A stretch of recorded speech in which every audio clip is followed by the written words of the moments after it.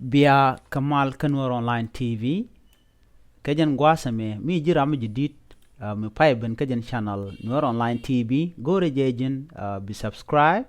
ko bi ruane dialan konde banu kaya ka tong na ke tong ne tenas ke tong nori bi ka chwa jegi kamal gorejin bi mishal notification bell bi je twan mi she kelut mi she twan ko ruane ko na balat kare bi kan chwa shup ka ji ka pet gwa da na pai ka bere chelet kajan gwa same bana ko raja dan en bu kon lat kajan gwa same re wich ka Sudan gwadan ci ko chokten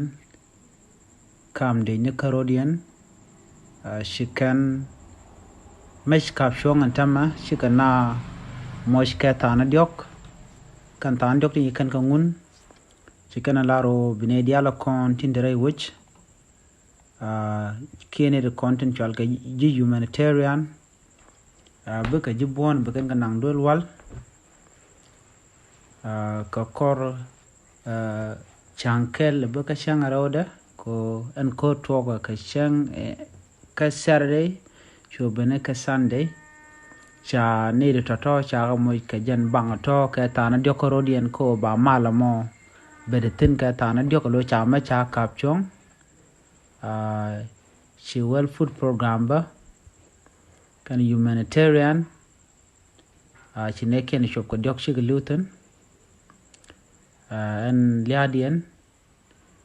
to ko gwal mi cholga kap kabia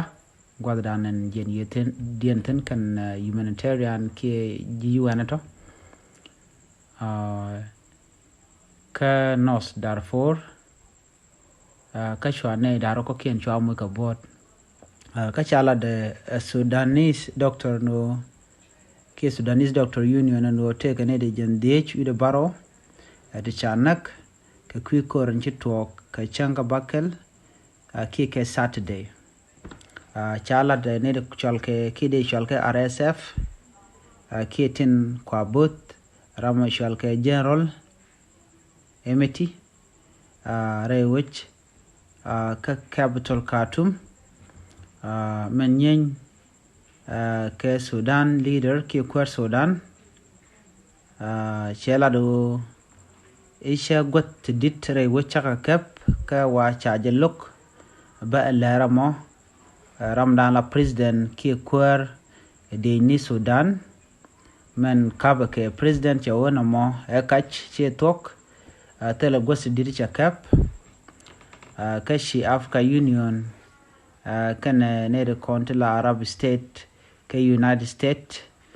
chol kana daro tin nyo de ko kode kana kapchong ko de kan mal ki roi de kana mo ka gwas re wich ka Khartoum